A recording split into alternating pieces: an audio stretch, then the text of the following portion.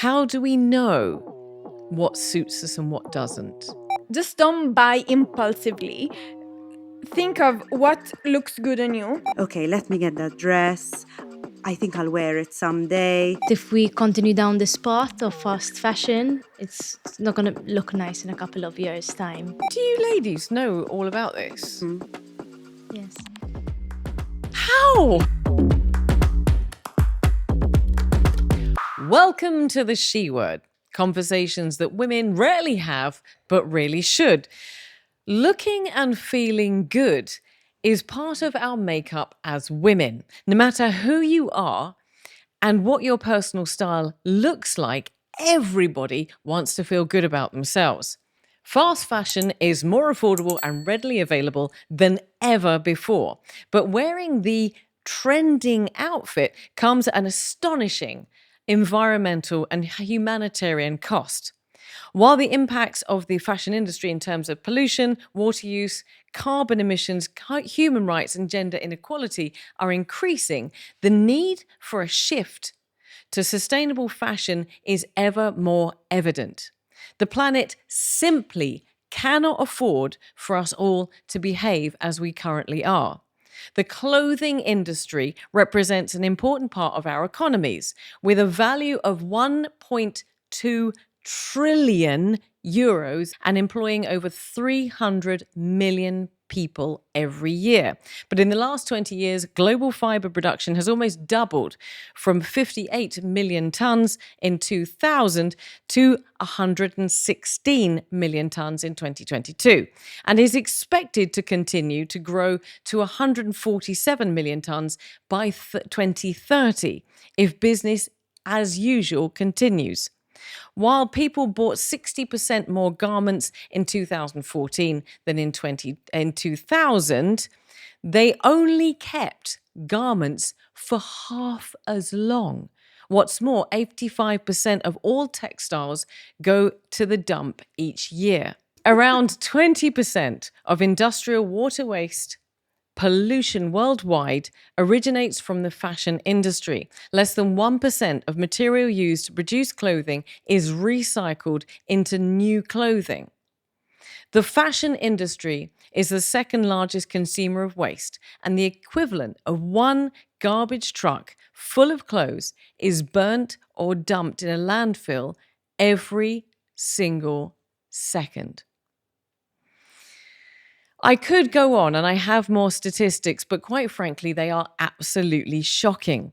But to talk us through sustainable style, how to look good in the long term, I have three guests who know a thing or two about fashion. Thank you so much, ladies, for being here at the table with me. Carla Grima, we'll start with you. You've been a guest on the She Word before, way back in season 2. And we looked at style and fashion and really how they sit in different positions. Carla studied fashion in the UK and Paris before becoming a designer and establishing her own slow fashion and lifestyle label, based here in Malta, using natural fibers and produced locally. Carla is also a mum, a wife, and has strong views on fashion, style, and sustainability. Carla, thank you so much for being here again. I'm going to come to you in just a moment to fill in the gaps. Martina Forte. Hello. Hi. Hello. I'm so glad that you're here. You've joined us from the VF Group. Gucci, Prada, you have a fantastic high-end fashion design style heritage. So I'm so glad that you're here with us. Nicola Portelli. Hello. Hi. Hello. You contacted me a long while ago to discuss this topic. I love that you're giggling because you're sitting there going, yes, it was a long while ago. And I absolutely love what you do. Your brand is Rent Luxury, which allows customers to rent high-end and designer items and clothing, which is a common practice in Prague, which is where I've been spending a lot of time recently, and also other European countries. In fact, as I mentioned before, I was originally going to rent my wedding dress. So this principle is not new, and it's actually wide across Europe. And I'm going to stick with you because I'm going to ask you, Nicola, to fill in the gaps, because you have this business. You're obviously interested in fashion and style, and you look gorgeous, but fill in the details. Thank you. Well, it's everywhere except Malta, it seems. So we're the first luxury handbag and dress rental platform. We're a fully circular business. It's based on an access-based consumption model. So we have a peer-to-peer lending system where we have... Whoa, back up. Okay, because there's lots of fancy words in there. So what's a circular and what's peer-to-peer? Exactly. So what happens is that if Trudy has a dress and it's just sitting in her wardrobe and she'd like to make some money, or for example, if Trudy has a dress sitting in her wardrobe, she could list it on our platform, earn money, and also ensure that a renter will rent her dress.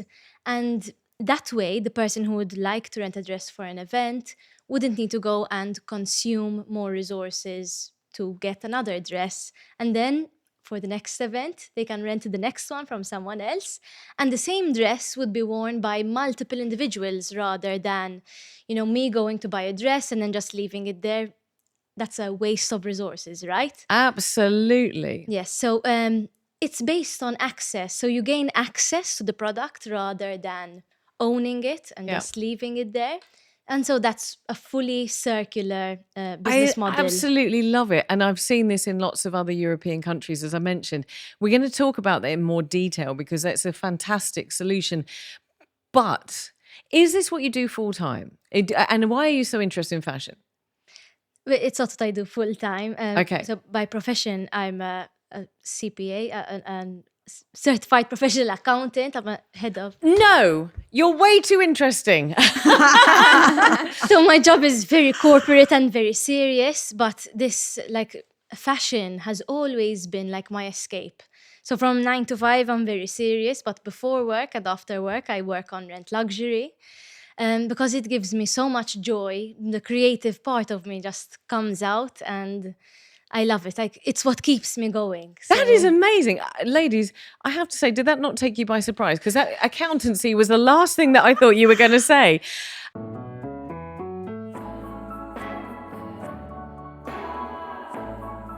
Take care and enhance your beauty. Brands, empowering wellness through a selection of high-quality makeup brands. Natru offers a wide range of 100% plant-based drinks produced from the highest quality water from Monsier Natural Park and the tastiest whole grain fruits and nuts. All our drinks hold a clean label as they're produced with minimum ingredients, avoiding additives and with no added sugars. Natru, eating better to create a better world. Dercos, recommended by dermatologists. Anti-hair loss protocol. A concentration of aminexil in a scalp treatment to reduce hair loss by 29%. And in a stimulating shampoo to boost volume by 48%. A potent synergy for hair 3 times stronger. Anti-hair loss protocol. By Dercos, the dermatological scalp and hair expert.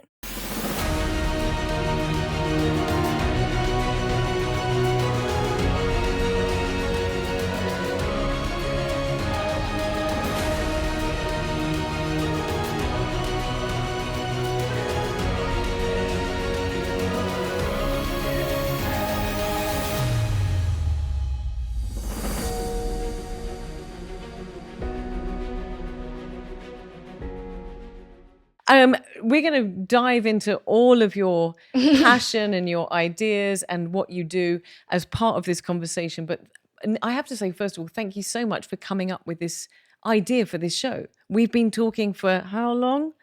It's been ages, but it's something that's very close to my heart, so I would have fought till the end. I feel threatened. But thank you so much. Thank you so much. Martina, I'm going to come to you next. So you are not Maltese like me. I'm Italian. We have an Italian in the table. That kind of is just absolutely exciting. So how long have you been in Malta? It's now 1.5 years. It's quite recent, I would say, but it's been really an exciting journey being here. And yeah, I mean, I've always worked in fashion. I've studied fashion, so that's been my passion since a while now. Amazing. And whereabouts are you from in Italy? I'm from Florence, and the city itself speaks beauty, but also fashion at the same time. Fashion is full of manufacturers, leather manufacturer specifically, and there is where, let's say, quality has been really created, I would say. I love this, but I always feel intimidated talking to Italians because it feels like Italians and I have to say our French friends as well have style and fashion in their blood. veins. Exactly. So as a British person, and I'm going to speak for myself and my country who has no style, I feel very intimidated and I'm sort of a bit nervous. But this is always what you've done. This is your point of passion as well. Yes. And you've worked with some of the biggest, most beautiful brands in the world. Well, yeah, I started my internship at Max Mara, where indeed I went on understanding quality. Really, like at Max Mara, the quality of wool cashmere they're selecting is really their specialization, I would say. And then, yes, I went on working for Danish startup and then for Gucci. But yes, I also did a part-time job in Prada. So yes, they're big names. But what I would say is the red thread that, let's say, makes them all in one common line is for sure Italian craftsmanship and passion for fashion. Well, that's coming from my end. No, I'm again thoroughly intimidated by having an Italian at the table. No, definitely To not. talk about fashion. No. But I'm extremely thrilled that you're here, Martina. Thank you for being with us. Which leads me nicely on to Carla. You have been on the show before, but fill in the gaps because you have this beautiful designer heritage. Okay, so I was studying fashion and I started studying fashion design when I realized that there's more to fashion than just the design element. I moved to fashion innovation and management, which was still design, but it focused a lot on the technical side, which I was surprised I loved because I never thought I was technical. I was terrible in maths, and the technical side requires a lot of precision and, But calculation. the technical side is what? This is pattern cutting? Pattern cutting. Oh, okay. All right. Yes, which I really loved, and I specialize in a program called called Gerber, but it's a computer-aided manufacturing program. And what it does is it helps you create patterns digitally, which helps minimize waste because you're seeing everything planned out on a computer screen, and you're seeing, say your fabric is, a meter by 150, you're seeing how you can place your pattern pieces to minimize waste when you're cutting. And to do that on a computer is a lot quicker than doing it manually. And you can really move things around quite quickly and wedge things in and see if you need to adjust your pattern before your pattern's finalized. So it's a bit like a jigsaw, and I got quite into this part of design, and it led on to creating a different way of cutting, which I then lectured at university about, which was really great, like finding different ways to use stretch with woven fabrics. And anyway, that's a bit geeky. You were totally geeking out on us. But as you were talking, and we're going to talk about sustainability in just a few minutes, as you were talking, I suddenly thought to myself, this is something I have no clue about. There's a very quick aside. When I was at school, you did home economics and craft design technology. Craft design and technology was woodwork, metalwork, and plastics. I unfortunately set light to an oven when I was in my first year, when I was making a pizza, and me and my friend were banned from doing any home economics, which means no sewing, no cooking, nothing. And instead they put us into woodwork, metalwork, and on saws and with blow torches and stuff like that. That'll never work out. But so I've never thought about that, and I think most probably people won't think about the fact that you have to cut patterns to make an outfit out of a piece of fabric, and that in itself leads to waste. So we're going to come back to that. So bringing that right up to date, you have your own brand. Yes, have my own brand, which started quite organically in Malta. When I started that, cutting things to fit within, let's say, that meter was quite an obsession. You're starting a company, you're funding this, you need to minimize waste from the start. Otherwise, you're going to go bankrupt before you make your first sale. So that was really important to me. And I guess I was already thinking in that way from my previous experience. But another thing that was important to the brand, which we started with and we still feel very strongly about, was where it's being produced. So we started in Malta. It all started with, a friend of mine flying in from the UK, moving here for, I think, a year and a half or 2 years, and doing most of the manufacturing and setting up a small studio here, but also working with our neighbors in Italy for the craftsmanship and because they're so close. So minimizing the distances and sort of maximizing on communication as well. And I love that. That's absolutely brilliant. and that's always, I don't market myself as a sustainable brand, but these things are sort of values that were with me from the start. Brilliant. And in this age of fast fashion at its peak, I feel sort of stubbornly strong about sticking to those. Well, you values. see, absolutely. And you have just said that word, or those two words, I should say, fast fashion, which is going to be the first thing that we look at, the first discussion that we have, because I want to start by getting your thoughts on fast fashion. What drives it? What influences it? And so why are so many of us wanting to wear the latest trending item? Because 1.2 trillion euros a year is a lot of money. And a lot of that is going into this fast fashion being brands like Shein, being, what was the other brand I mentioned earlier? Temu. And these brands like this, Zara, etc., etc. This is fast fashion. So why has this come about? Why do we have fast fashion? And what is this drive to always wear something new? I think what's really driving it, and it's always in our face. So as soon as you open Instagram, any social media platform, before ads were on billboards, whereas now you're constantly seeing ads from every brand. This is our latest collection from 5 different brands. Everyone's constantly releasing collections.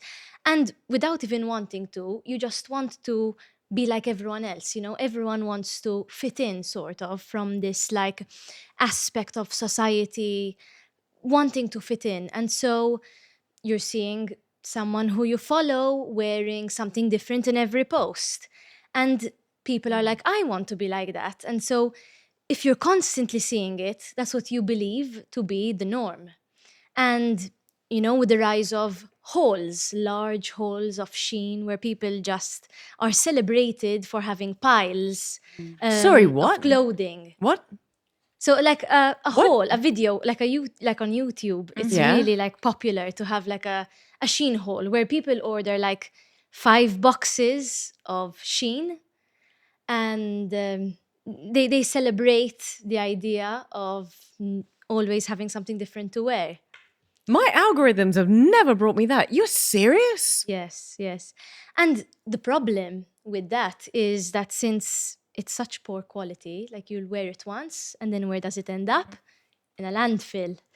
So I think there's a lot of social media which is really pushing this agenda, I believe. But it's also as consumers, we've bought into that impulse shopping. So as you said, you open your social media accounts and you're presented with an offer that sounds too good to be true. So you open it, you're seeing the discount that's offered, or you're seeing like, not even discount, the original price that's too good to believe. So you're just shopping because it's so cheap. Why not? I'll get it in every color and then I'll see if I'll wear it, So you'd buy something and then... I wouldn't buy something. No. But a generic, you'd buy something and then see if you're going to wear it afterwards?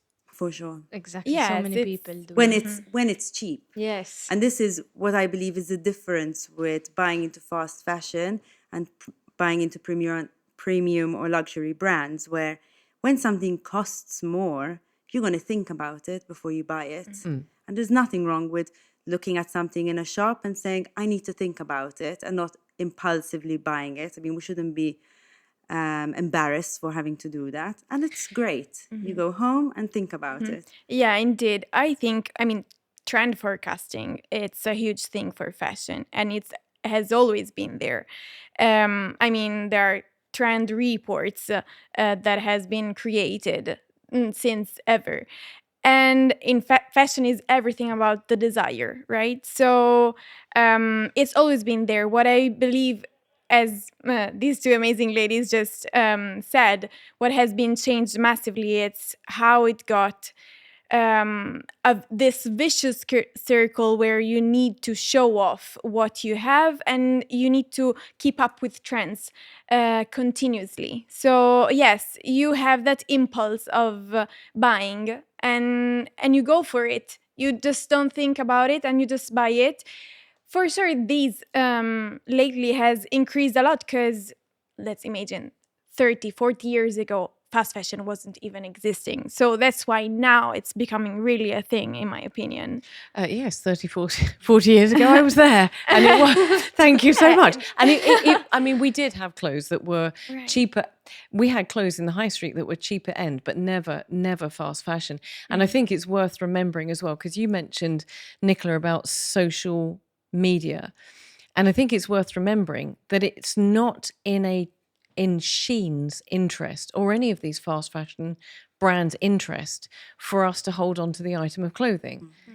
And we'll come to waste in a minute, because they're not there predominantly to make us feel all squishy about the brand. They're there to make money. And they make money by us picking up an item, wearing it once, and then saying, okay, now I need something else. That's where the money comes from. That's, if you look, I always say, follow the money, follow the money. That's where the money is. It is their design to make us want more, and not to... I should imagine a fast fashion brand's absolute ideal consumer is somebody that orders boxes, I've got a haul of Shein, wears one item, and then orders it all again. They don't give a crap. In fact, they do give a crap, because if you don't wear it, then you're going to get something new. You're going to say, okay, this didn't really fit me, so I'm just going to throw this away. I mean, surely that's just abhorrent.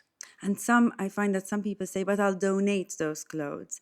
And that doesn't always work, because in Malta, it's a bit different, but in other cities, when you donate clothes, they go through a washing process, which is wasteful, and they don't always end up in these NGOs or secondhand shops. Sometimes they do get thrown away because people don't select those clothes. And these secondhand shops don't want to be buying fast fashion brands. They want to be buying brands that are a bit more special, so the consumer will enjoy buying that product, not something that's not going to last them.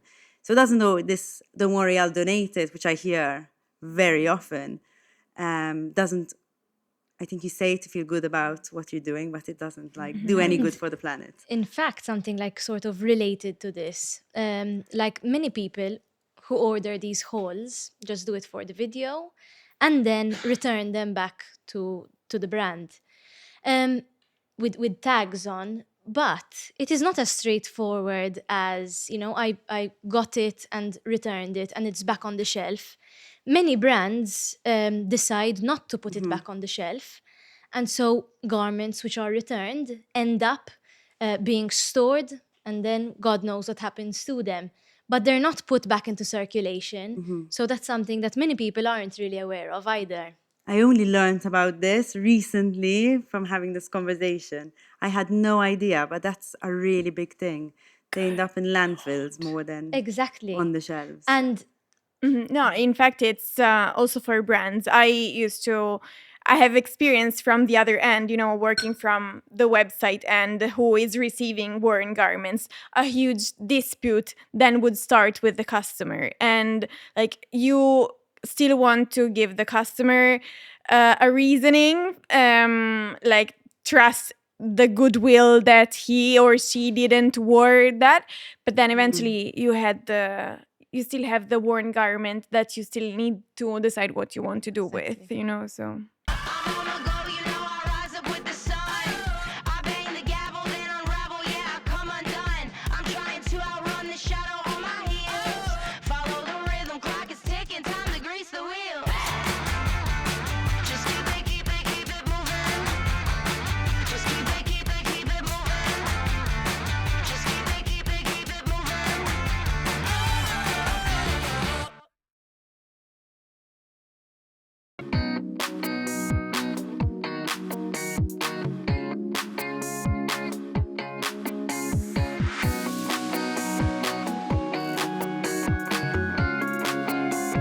Whether for a moment of disconnection, a complete body-mind reset, or a bonding time together, book online stress-free at myoka.com. Complimentary spa facilities on every visit.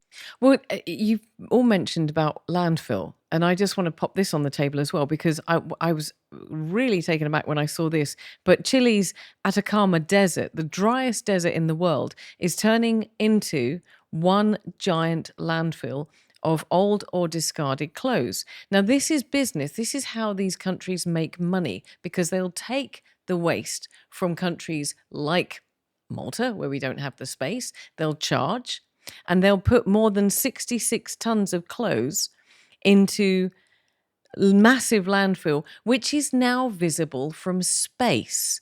And when I saw that, and you can actually look at the scan from space, and this landfill is visible from space of our garments. These are not garments from Chile. These are garments from Europe that people say, okay, I don't want it.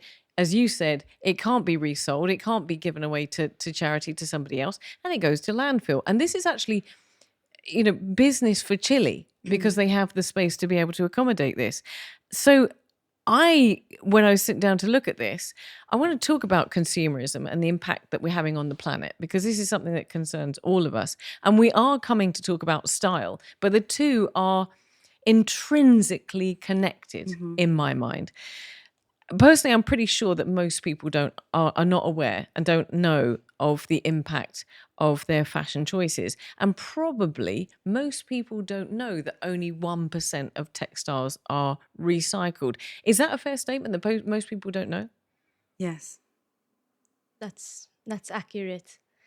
Well, we can maybe whoever is watching this can comment that whether they've known or not, that the CO2 emissions from the fast fashion industry is equivalent to international flights and maritime shipping combined, just to like put it into perspective. Yeah. So It's one of the worst polluters. The fashion industry is one of the worst polluters, and the second highest user of water, because of course creating clothes uses a vast amount of water. Yes. Yeah.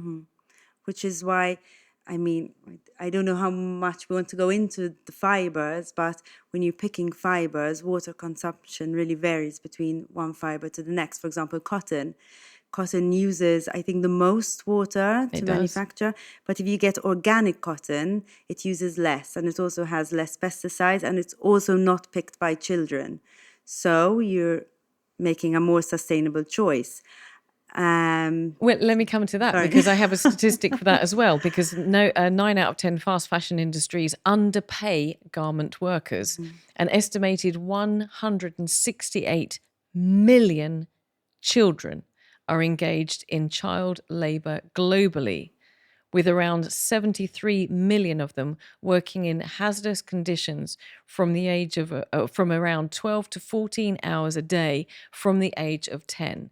That is roughly 1 in 10 children worldwide.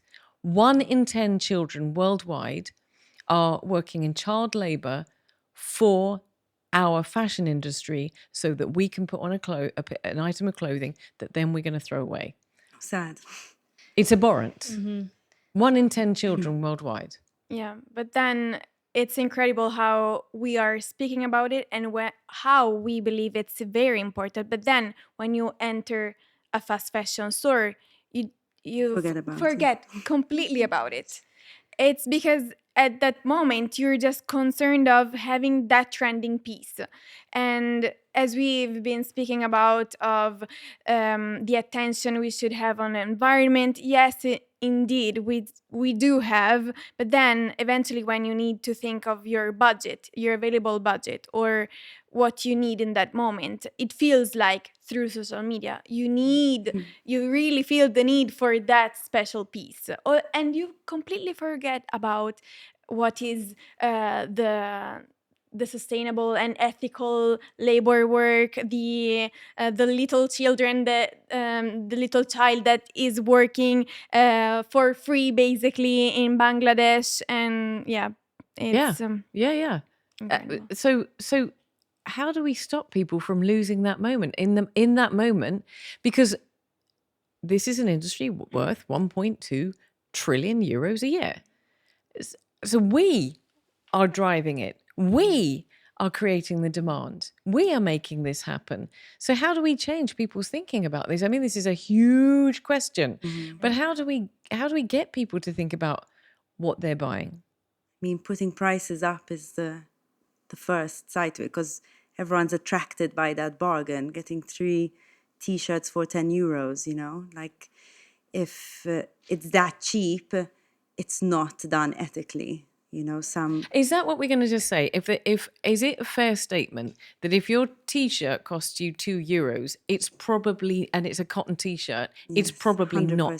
not 100%. It's Yes. not okay. Well, we're at the table. I know that at the beginning of the year, but I haven't followed up on this, so I don't know if anyone else has. In France, they were discussing putting a law in to tax any fast fashion item of clothing being imported from China. Each item of clothing was being taxed 5 euros. It hasn't passed. This isn't yet a law, but it's in conversation, and it's their way of getting a conversation started on raising prices to try and make things more ethical. To reflect reality. I think also all your points are really valid, but in addition to that is introducing a new method of consumption. So everyone likes variety. What's driving Shein? Everyone wants variety. But the only option that is available widely right now is buying the item. So why don't we obtain variety by renting the item? Today, you can rent this red dress, you can return it, someone else will wear it, and tomorrow you can rent the other green dress. So I think bringing rental into the mainstream is also another form of consumption, which not many people are thinking about. So it's not only about, so currently the fashion industry works as take resources, make, and then dispose.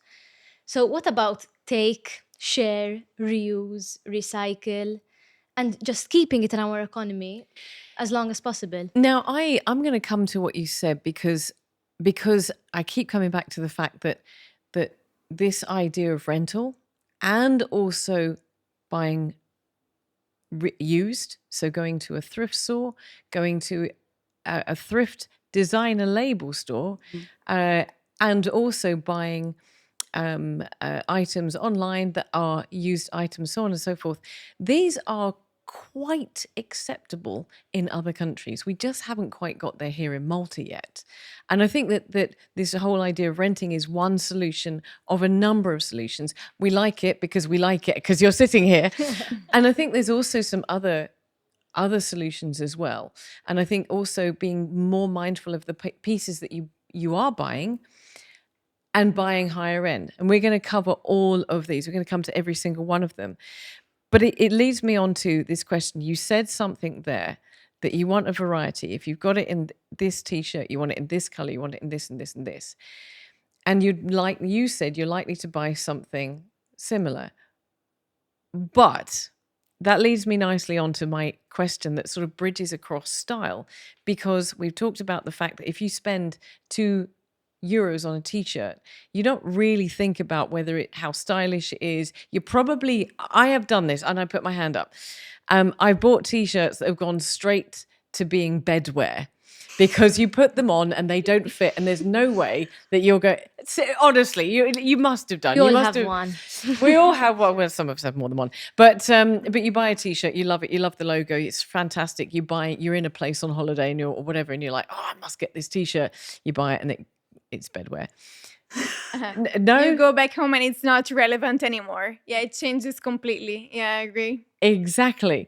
So with the industry that's so powerful, and there are companies making vast sums of money from clothes that look good on racks, but really don't look good on us. And all of our purchases do have a shelf life that will need to be replaced at some point or other. I want to ask, what are the mistakes that women commonly make when choosing an outfit? Because surely this also brings us into making sure that we don't buy clothes, rent clothes. This is another option. We will come to that in detail, but we don't obtain clothes that just sit there on the shelf and they don't get worn. I believe that since we talked about impulse shopping, so we should stop before doing any purchase and thinking honestly between ourselves and saying, do I really need this cloth? Do I really need this extra garment? And also, am I buying this because I want to follow a trend? Would I still wear this when the trend will be gone? Let's imagine now there is leopard print, animal prints trending, is everywhere. But let's imagine in May this will be gone. Will I still wear that nice jumpsuit or that nice top in zebra print? Would I still wear it? No. Would it No still one be should. relevant? No, I'm just kidding. Ever. Doesn't matter what time of year it is. Leopard print. No, I'm just kidding. No, it's just, so would you still wear it? And also, it's important that we have that statement piece. It's important that we stick to those statement piece. What's a statement piece?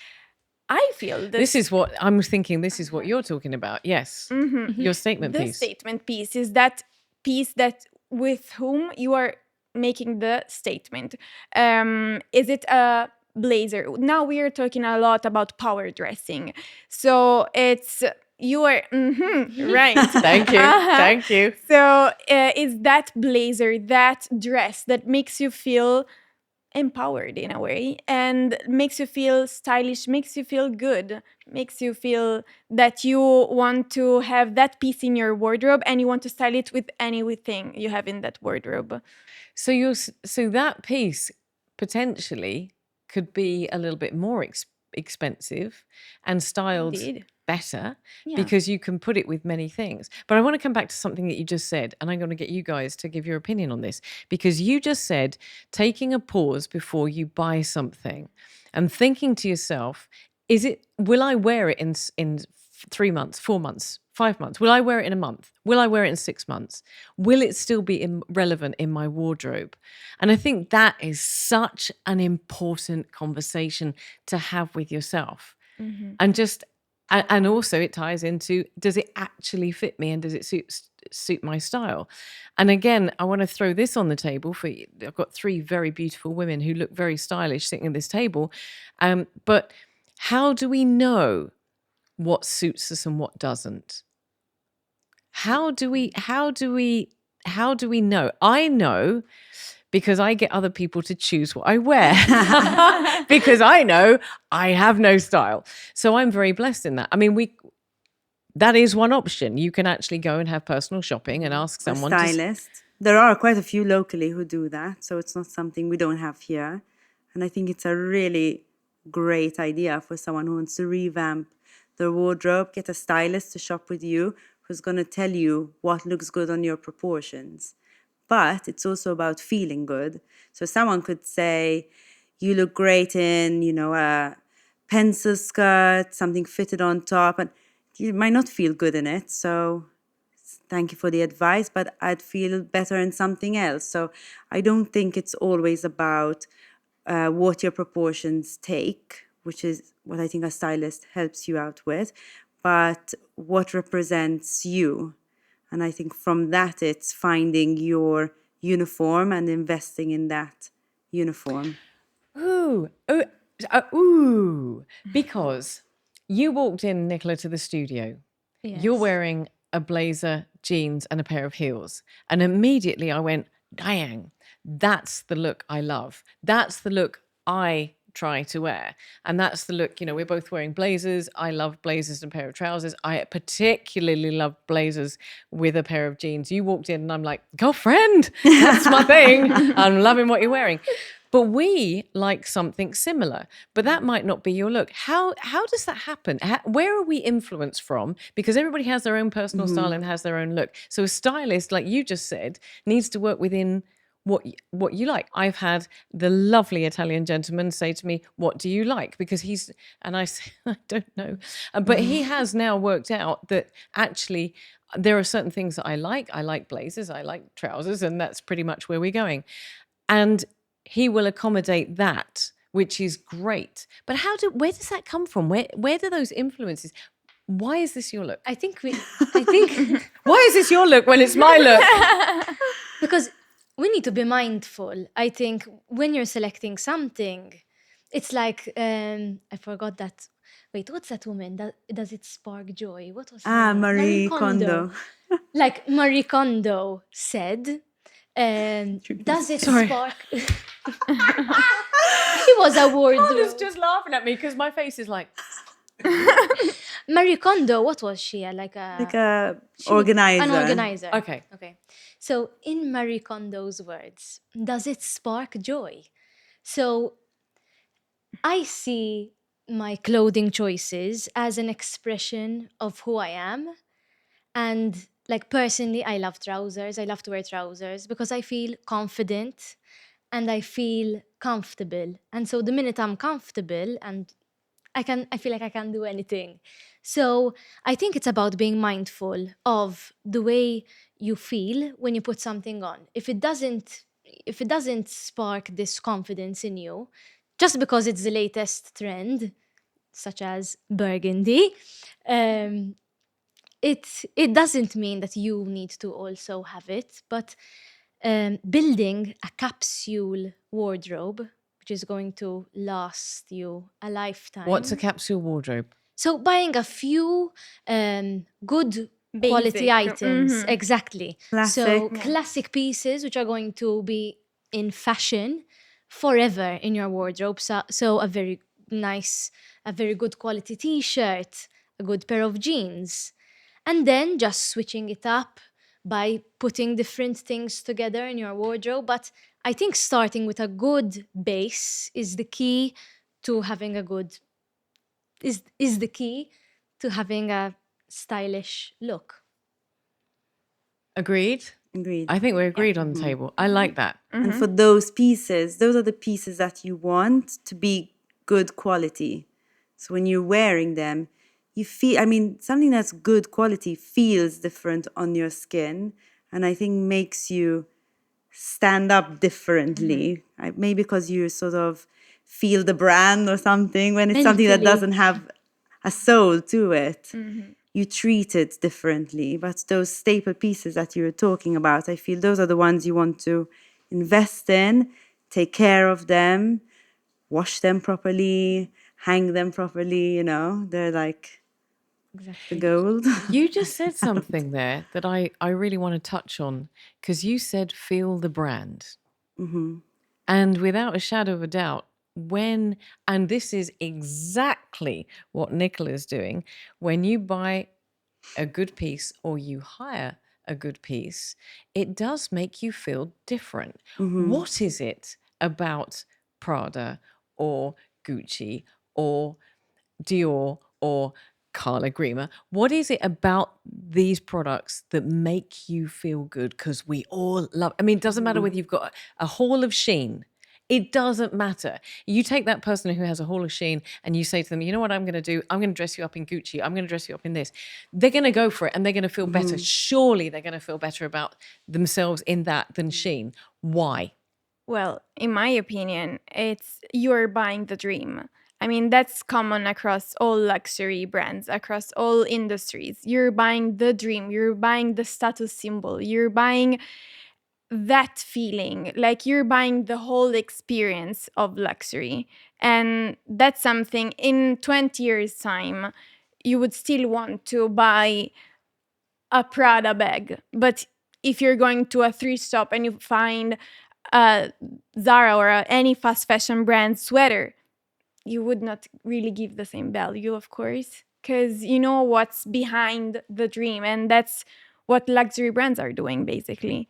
And I mean, it's not only, of course, the dream, it's everything is what the brand stands for, the brand's values, that you identify yourself with the brand. And that's the key, basically, for also for your style, because you want to identify in what is a brand, like the brand DNA. There is a lot. I mean, marketing is always about this, selling the dream, but also communicating, conveying the brand's values. But marketing can only take you so far. Mm-hmm. And then there has to be a little bit further. Is it the fabrics? Is it the cut? Is it the... I mean, what I want to really break down, because this is what your business is all about, is that you are providing access to these brands. What is it about those brands beyond just the dream? And I totally agree, because if you get the choice between a Toyota IQ and a Jaguar, you're probably going to take a Jaguar, or not with the new logo. And actually, Toyota IQs are easier to park. Wrong analogy, but it's true, wouldn't you? You would definitely go for it. So what is it? What is it, guys? It's about those brands. I think it's a method of signaling. It's a method of signaling your status. So the economist Veblen said that it's not the accumulation of wealth which signals status, but it's the signaling of that wealth. So this has its roots in ancient societies where people had a place in the hierarchy.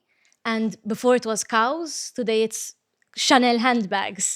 Thank goodness. I've just seen all of us walking around with a cow, me trotting my way through Umjar with a cow. I'd rather the Chanel handbag. So you want to belong to a certain class, Elite. an elite class where it's again the point about fitting in, showing that it could be that for some people that I am worthy, or having something rare, something not everyone can afford, makes me special. So I think it's very psychological. There's a lot of a deep layer to it, rather than just I look good, let me just walk out the door. I love this. We've got the whole concept of social status and also living the dream. I'm going to pick this a little bit more, and I'm looking at Carla, because Carla mentioned fabrics as well. I mean, there has to be something about the product as well. Again, it has to be the cut and it must be, surely. Yeah, I mean, for me, it is. I guess everyone's speaking from their point of view and what they would select. And mine would be the fabric and the fit. And I think that goes towards lifestyle. So I, would love to put on a tailor-made blazer and go out in that, but it doesn't fit my lifestyle. For me, having, a pair of denim shorts and jeans and having a silk t-shirt is my lifestyle. And I'll put that on every day in sort of spring and summer. And I know I have a day of running around and meetings and studio and kids, but this printed silk comfortable top makes me feel dressed up. Although I have something casual, sort of casual trousers or shorts, whatever, it still makes me feel professional. It still symbolizes who I am and gives me an identity. And for me, it is down to the cut, loose fitting, so I'm not feeling self-conscious about, my top going up and carrying things and things going out of place. So the fit is a big thing. The fabric, so having something in a good silk or a linen makes me look more put together, even though I got ready in 5 minutes. And then the print is just the Mediterranean lifestyle that I portray through my life and my brand. So it's a big feeling factor for me that I am comfortable, I'm colorful, and I have breathable, nice fabrics, especially in our climate. Again, you said something that just got me thinking that I hadn't even thought about before, is that we can go in and we can say, okay, I really love, you and I have got to go blazer shopping. You and I really, we've got a blazer date. But we might go in and say, that's a really nice blazer. But we need to know that that blazer is probably going to be worn in Malta in the winter, probably not in the summer. And we have to be realistic about that, because you've just said, you know, that's your lifestyle. Whereas you and I go blazer matching in the winter, and we go out in the winter, we wear it in the winter. I mean, I do wear blazers in the summer as well if I can get away with it. But there's so much more to being stylish and making good, sensible purchases, or hiring an item like yourself, because it's also to do with the practicality of your lifestyle. I think the hiring aspect, because I'm really excited about it and I haven't done it, and I'm definitely going to do it. We're all doing this. This is so cool. I think the really cool thing about it as well is there might be something, like for me, maybe a blazer that I'm not sure about. So let me rent it. Let me rent it for a few meetings or events, whatever. Let me see what it feels like to wear the blazer. Let me understand what fit is made for me.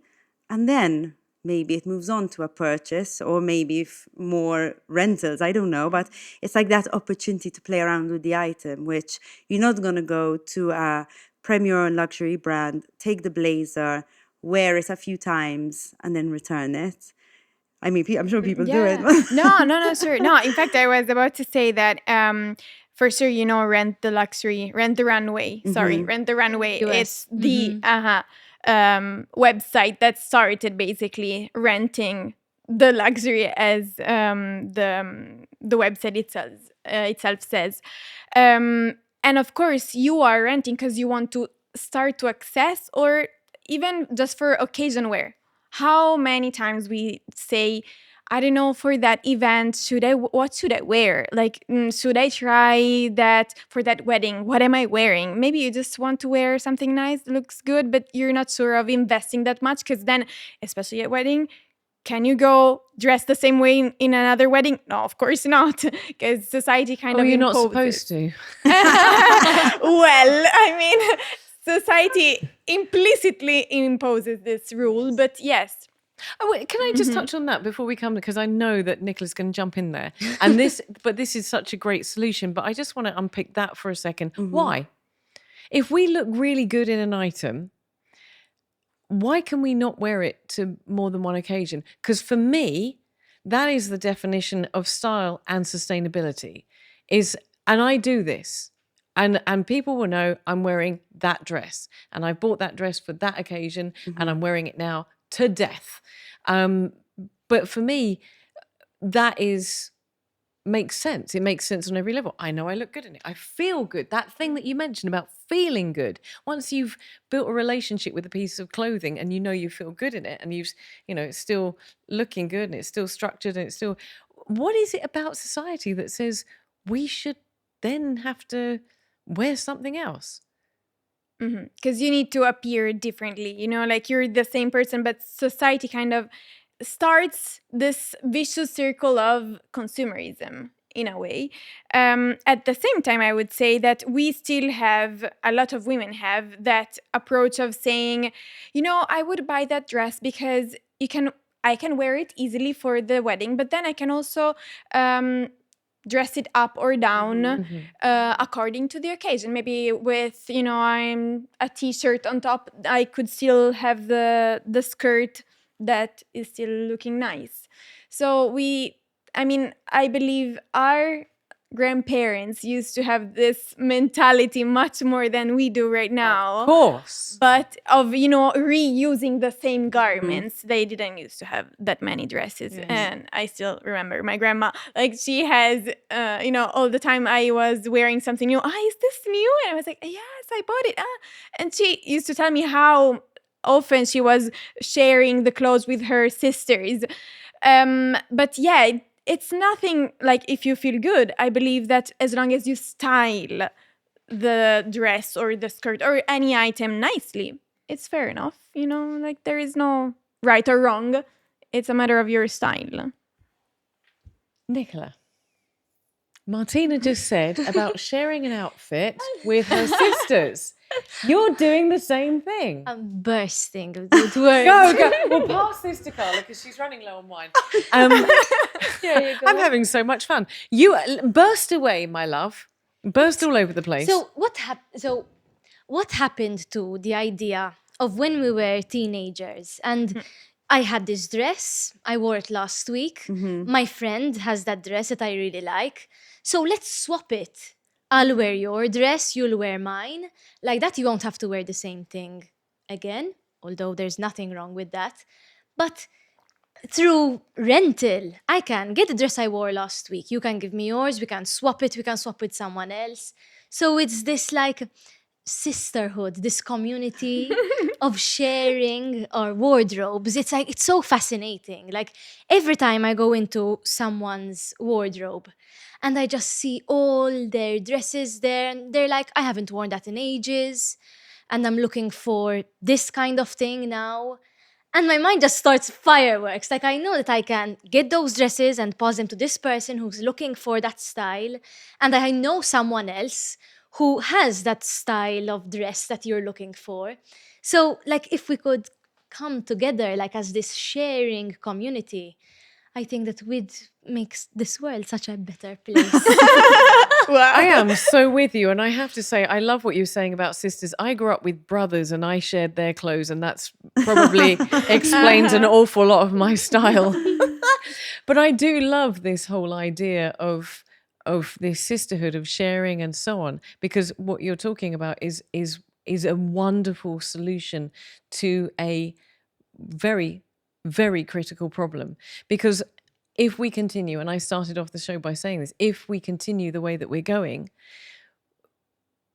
your children, Carla, and your children, potentially ladies, are going to be the ones who are living with the impact of what we are doing today. Not us. Well, not me. I'll be, kick the bucket by then. Hopefully. But but it is to me, it just, I can't understand why we aren't embracing this. Now let's stick with this whole idea of marrying style and sustainability for a second. We've talked about style. We've talked about what drives you to have that purchase. We've talked about this capsule wardrobe. We've talked about the whole aspiration and what it makes you feel like. We've talked about the quality.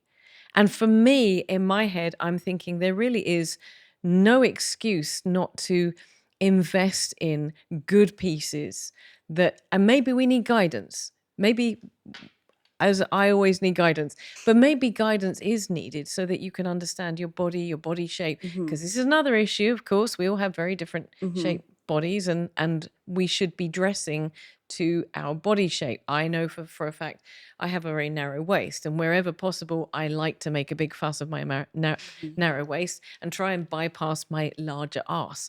But it is isn't it about knowing your body shape as well? Yes. Yeah. How do we get to indeed. know our body shapes? Well, me personally, in Italy, this started years ago. There was talking about body and color. There is this color analyst called Rossella Migliaccio, and she started. Actually, this is something that started in the 19th century, the analysis of color. And now a whole trend started about studying your face shape, your body shape, what color matches you. And I think that service, I did it myself because I was curious to see what was looking good in terms of colors, in terms of shapes.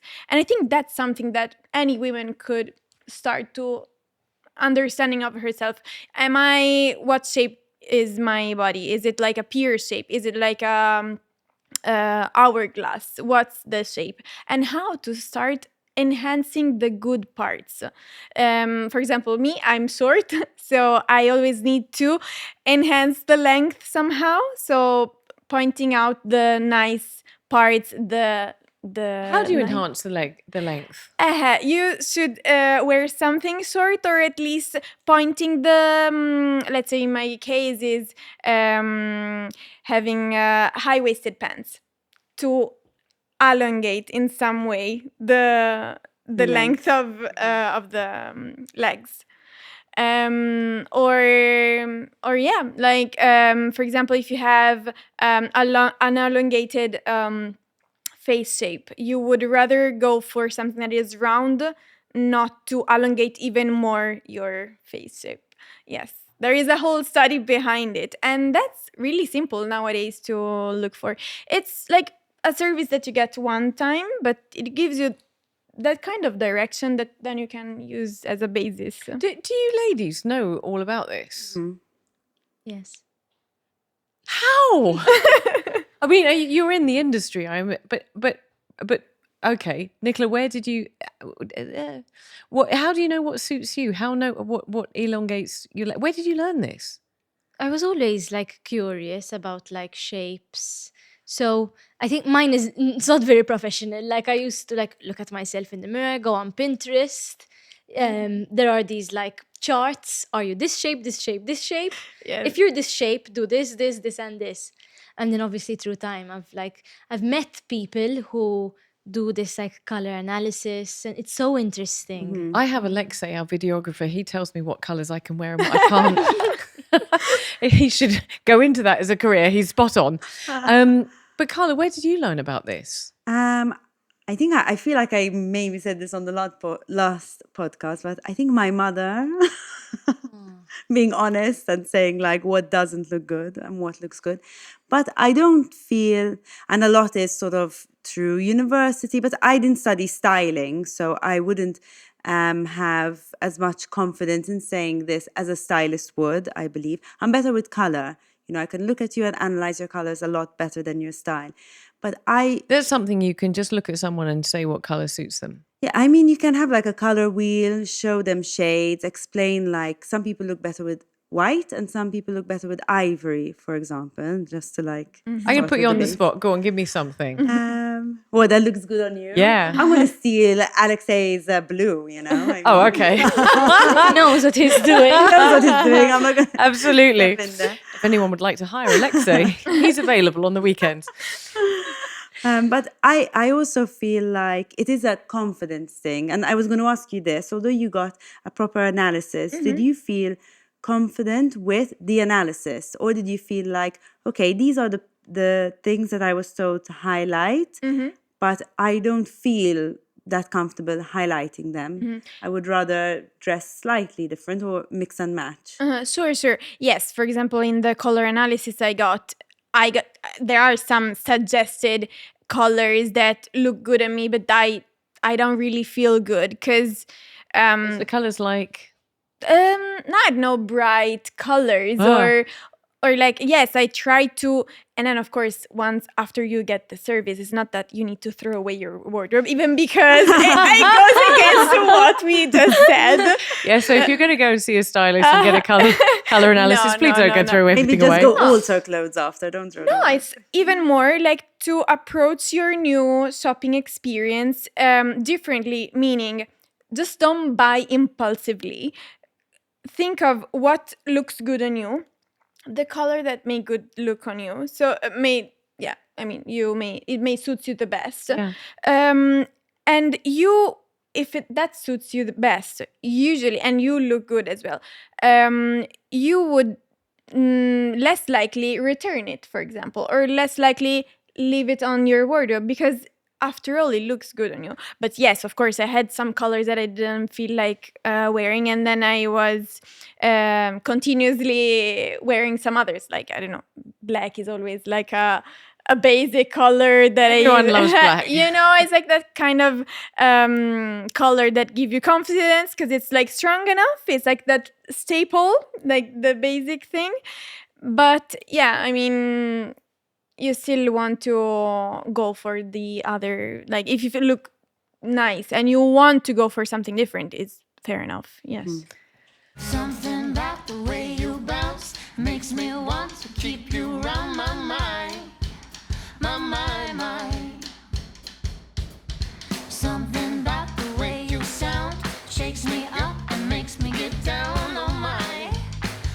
my, my.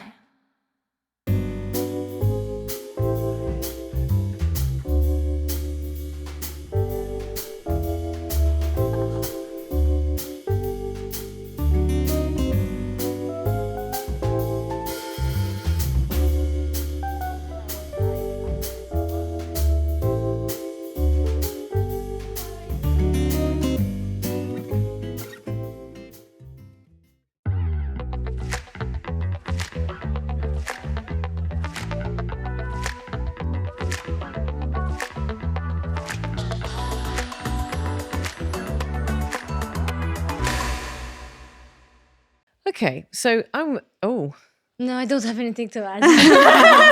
For once.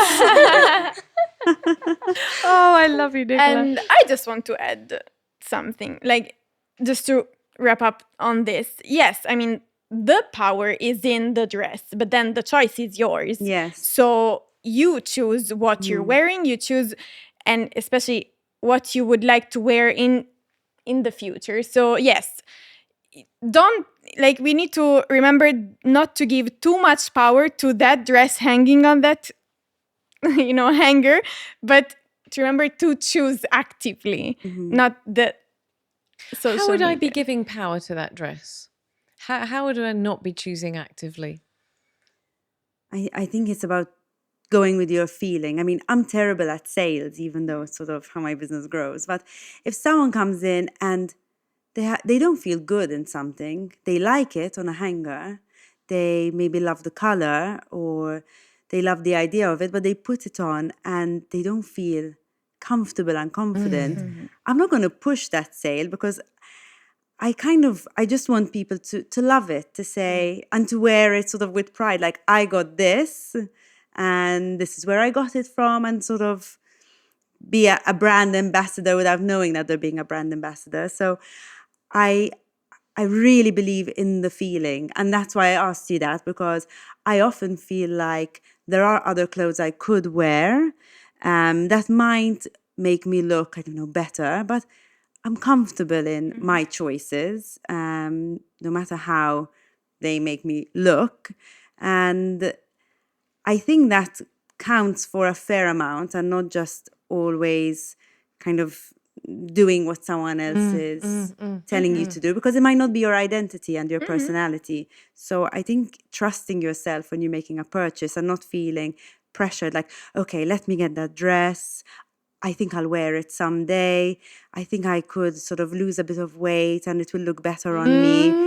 How many of us have bought something I mean, for when we lose those 5 guilty. kilos? I mean, I'm sure we've all done it, but I think that's dangerous, and I don't think it makes you leave the shop feeling good. I think you feel a bit upset and insecure, and you're not enjoying the rest of your day, because you're thinking of that purchase and you're going back to how much you spent on it and when is that day going to come that you're going to wear it. Now I'm understanding what you meant by when you say giving that dress the power, because giving the dress the power, we've all done it. Haven't we all done it? And this is what I love about this whole idea of renting, because if it doesn't fit, then you don't have to Then you keep give it. it back. Exactly. But we've all done it. We've all bought clothes that we really want to look good in, and we know that we'd look better in if we were 5 kilos lighter or 2 kilos lighter. But that's giving the dress the power, huh? Yeah. Ooh. And you feel there, like when you take the dress to someone and they're like, I love the dress, but like it's like here is a bit open and I don't think I'm going to be so comfortable. And I'm like, no, don't worry. I don't want you to, because then they get like they associate a bad experience with rental. So I wouldn't want that. So, or it might not be just rental. It could be that they associate a bad experience with a low V-neck, or a bad experience with something that's too fitted or whatever. I mean, you have to feel good in what you wear, and it comes back to not giving time to something that doesn't make you feel good. I know this sounds completely and utterly bonkers, but we are heading towards the end of the show. We could sit here and drink wine all afternoon. But I want to just ask you something that's bugging me a little bit, and I'm pretty much sure it's bugging everybody who's watching, and it comes down to rental or thrifting or vintage or whatever it is. If they're not your sister, or in my case your brother, there might be a bit of ick in people's minds about wearing something that somebody else has worn, whether it be a Christian Dior dress or a Gucci dress or how do you get past the ick? Because no, you don't have just dresses. You also have handbags, and we'll be talking over Christmas. But you have handbags as well. But you're encouraging somebody to take something that somebody else has held. They've probably fiddled with it. They probably put it in the back of their car. They're wearing dress that they've worn to an outfit, to an event. How do you get past that? How with rental luxury? Because that's a practical question I'm dying to ask. Yes. Yeah, we're all going, yes. So we Now, take, lady, you're on the hotspot. Do your sales tool. so we take cleaning very seriously. I mean, if you've worn a dress to a wedding, you're dancing, you're sweating in it. Obviously. So we don't want other people to experience that. So it depends on the kind of garment it is. So I like to hand wash things. So I do most of the cleaning myself, and I have another person who takes care of the cleaning. But mainly hand washing with not many chemicals. And in certain cases, depending on the dress, we do dry cleaning. And my bags are kept in pristine condition. They're like my babies. So I condition them, put shampoo. So there's a whole process that goes into it. So do you clean it before and after? Yes. For when you take it from a customer and then return it to them? So when someone gets the bag back, I'll clean it and I'll store it there clean, ready for the next rental. Dust it off the shelf before I send it out. And so between every rental, every item is cleaned. Yes. But what if you're taking something from Trudy and I'm renting it?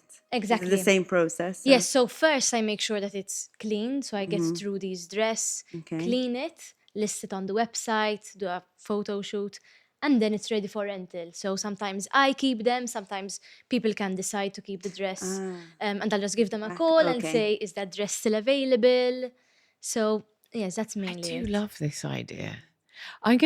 We are coming to the end. And we're going to do this all. I know, but I have questions myself.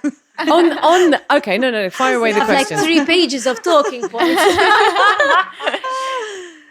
Ask a question because we have this opportunity. They'll come out, but it's really interesting, and I also find sort of all your advice from all the different brands, and you can tell that you've worked with so many different brands and styles, which is really helpful, I think, for everyone listening that's trying to figure out their style, maybe. Yeah, indeed. Like Max Mara has a line called Marina Rinaldi, and that's for plus size.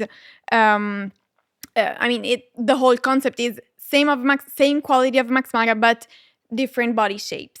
So yeah, indeed, I've always been having this approach of having quality. Inclusivity has been really booming on social media. We were all so obsessed about being inclusive, but then, seriously speaking, there are not so many brands now really taking it into consideration. So yes, I think that maybe even for renting, why not? Maybe you want to try something different shape, as we said, and it's important to feel good in what you're wearing. That's a question.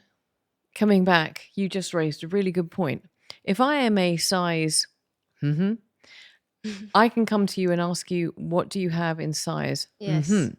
Now, I have a particular body shape, which means there's a lot of things that don't suit my shape. And I'm assuming that I would come to you. Would I come to you and say... Yes, you'd come to me and say, this is my size. And what do you have in my size? Ooh. But then can you alter things? No, I guess. No. We don't do altering. But the idea is, and many people tell me, but if I like this dress and you don't have my size, but then I wouldn't be any different to huge shops which have this dress in every size. So that's the beauty of having variety and different sizes, because if I had to stock every size, then it loses the charm. Also, some brands only produce up to a certain size. So then you have to, like you said, look for the other brands that produce the bigger sizes or the smaller sizes, depends on the brand. I want to throw one additional thought. We've talked about so many different things, and I'm going to list in a moment what my takeaways from today are. And I'm going to ask you guys to think now what your closing thought is, what your takeaway from today is. But one extra thing that I want to reiterate, and this is the idea of personal shopping. We never talk about this. It's essentially part of your role. And as you said, Carla, it's part of your role. And when people come to you, as you said, if it doesn't look good on them, you're not going to let them walk away with that item, because you want them to feel good and that they are an ambassador. With you, Nicola, people are coming to you. They're saying, I want to rent a dress or a handbags pretty much suit anyone. They come in any size, don't they? But they want to rent a dress or an outfit, and you're going to guide them, I assume, and say if somebody picks one out and says, you'd be like, nah, because you want someone to come back to you for your business. But also, I think it's worth mentioning that the times that I have been involved in brands, and I've had the opportunity for someone to take away my sort of random style, I don't know, ignorance, and actually just say, Trudy, just try this, put this on. I'm always surprised, and I get someone to choose what I wear. Wait, can I just add something to that? The shopping experience. You cannot get that from shopping online, which, shopping online is sort of massive, but you'll never find out your style from doing it online, I believe. Going in a shop and having that experience and someone encouraging you to try something different or giving you an honest opinion cannot be replaced by... And rarely you're going to get that from fast fashion, let's face it. Yeah, no. The reason you're going for fast fashion is for different purposes. Yes. It's price, convenience, is anything, and trends at a convenient price. That's mainly it. Again, you're shopping online for other purposes. Yes, you're shopping online because maybe you also check online the prices and then you choose the best one, or you associate yourself with that specific multi-brand shop, and you trust their styling, you trust whatever the brands they have, and you want to shop from there. But yes, I agree.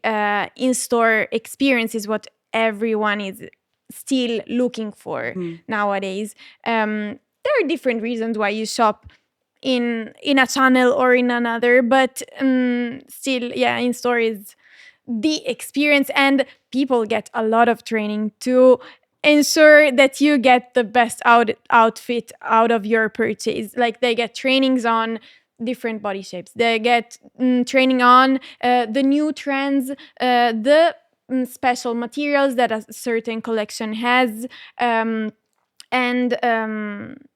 so of course, this special training, the more advanced you go, the highest in luxury you go, the more frequent they are, and of course they are taken very seriously. And that's part of the experience that you mentioned before, that both of you ladies mentioned before, about that aspiration to the band. Listen, I would really challenge anyone to go back, listen to this show again, or watch this show again, because there's been so many takeaways, so many bits of really valuable thoughts and advice that I absolutely love. And Carla's looking at me because there's a bunch of things that we haven't talked about, which means we'll come back. We'll come back and do this. I have no problem. I've got a fear that Nicola's going to get straight onto my Instagram and be like, when are we doing that show again? But be persistent, because I think we need to have a conversation about this. And I'm going to sort of run through the salient points that I'm going to take away with me. One of them being, there is absolutely no way that we can sustain as a planet, as a human race, what we are doing right now. And not only is it bad for the planet, it's also bad for us as human beings. Because I don't know about you, but when I put on that t-shirt that I bought as a rush purchase and it doesn't fit, I feel a bit crap, actually. And that comes back to this idea of not giving the clothing the power. You have the power. You don't have to fit it. It has to fit you. The power lies within us to choose what we want to wear.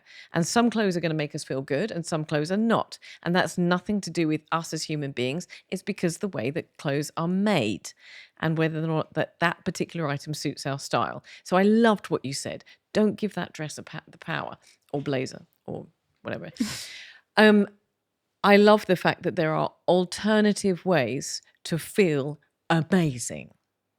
Whether that be going in and buying a capsule wardrobe and those key pieces that, as you rightly said, that just make you feel good, or whether the fabric is right and it just makes you feel amazing, or whether it's coming to you and saying, hey, listen, I want to wear Chanel for my Christmas party. And you're like, damn it, go for it. I have that.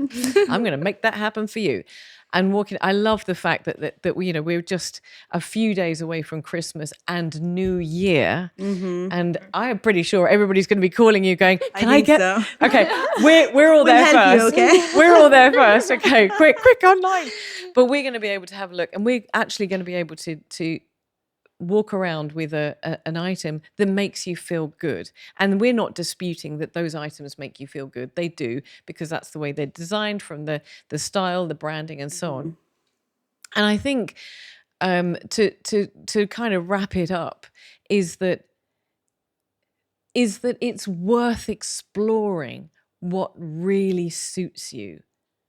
And even if it means that you can only have one piece that really does amazing things for you and makes you feel amazing, that's worth 1,000 pieces that makes you feel okay, both for yourself, but also for the planet. Wow, that was good. That's really good. Thanks so much. I know. It's like I do this professionally. So I'm going to come around the table, and I'm going to, Nicola, you made this show happen, so I'm going to let you have the last word. But what is your closing thoughts? What is your your synopsis of what we've discussed today? Well, we need to approach our purchase experience, shopping experience, more consciously. Can I just come into that? Sure. Because I forgot. That really resonated. Think about what you're buying. Spend time to think about what you're buying. And I loved what you said. Is it still going to look good? Am I still going to wear it in 6 months, in 2 months, in 2 weeks? Love that. Sorry. Yeah. So think about the fabric. Think about craftsmanship. Think about if you are still going to wear it. If not, what are the other solutions? And just don't buy that impulsively because an influencer is wearing it in the social media you're looking at in that moment. Just think before you're doing anything. I love that. I love that. I'm definitely taking that away. I think with the thinking, it's like, think of how that came into the shop as well. If you want to be a conscious consumer, think of the process. I mean, if you think of the process of your food, why not about your fashion? And I feel maybe this might help if there are any listeners still unsure of how they can do that, because I think it's quite a big topic, and I think it's quite difficult to think about how do I change my habits. And I would say quite a big one is looking at your labels. So the Care label, which is in every piece of clothing you buy, whether it's fast fashion or luxury, has got the fabric composition in there and the country of production. If you want to wear something that's good for the environment and good for your skin, that's not going to leach chemicals into your skin, try not to go for polyester. I mean, polyester, there's nothing positive that I can say about polyester. Maybe in sportswear because waterproof and all these things, but in the clothing we're talking about, there's nothing positive, especially in our climate. You sweat, it smells, as simple as that. If that doesn't put you off, nothing will. So if you cannot opt for, the expensive linens and silks, try find something in between, like a viscose, a rayon, a modal. These are made from a cellulose that is natural, like wood pulp, but they're called semi-synthetic because they go through a man-made process to be produced. Name those three for me again. Viscose, rayon, modal. I mean, there might be others. Now, Cupro, I think Cupro is also in that family. So those fibers are not polyester, so they're not made from plastic. They biodegrade a lot quicker than polyester would. They're not as expensive as silk. Even better than that is a mixed fiber. So you can have viscose with silk. So if this New Year's you want to invest in a nice black dress that you might wear every year, try to find something that's a blended fabric and that will always look nice. I mean, this is if you're not going to rent, of course. Consider it. Yeah, we're all tiptoeing around you right now. But I feel like starting from fabric choices is really important, at least what I've learned, and where it's produced. So to me, polyester in Bangladesh screams low wages, child labor, not gonna look good for very long, and not gonna care for it. So gonna take that dress off, throw it on the floor, throw it in the machine, wrong setting, whatever happens to it, didn't spend much on it. So sort of to add to that, just as a kind of a summary of what you've just said, and I love the fact that you've gone for this conscientious, this environment and ethical impact as your closing thought. But to come back to that, we also said right at the very beginning, and you nodded at this, if you're buying a t-shirt that is €2, the chances are it doesn't have good ethical principles. It certainly doesn't have environmental principles, and it's probably not going to be good for your skin. Totally. I mean, I really stand by that, and that is just a brilliant way. And I'm definitely going to go back and start looking at my labels because I think that's a really, really good way. I think it's a simple way to just try to understand what kind of consumer you have been. I mean, I've done this exercise, to be honest. I have looked at labels. I like taking hand-me-downs. I get given hand-me-downs quite a lot. I still love them, even though sort of I'm in the fashion industry. Doesn't mean I'm shopping all the time. I love giving new life to clothes that people hand on, but I'm also quite aware of looking at those labels and whether I'm buying or taking that hand-me-down, understanding what I'm putting into my wardrobe. And I love it. Absolutely love that. Kind Thank of you like very much. have removed polyesters from Brilliant. We're all going to go home and remove the polyester without a shadow of a doubt. Nicola, you contacted me. You said, I want to talk about this idea. I want to talk about my brand. And I'm going to ask you, we've heard a lot about rent luxury. We're all very much behind what you do. But just as a basic principle outside of the brand, and because we're sitting here as four people who are interested in what we look like, give me your closing thoughts.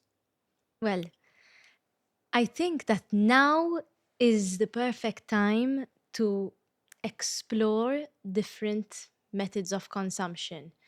I think that if we continue down this path of fast fashion, it's not going to look nice in a couple of years' time.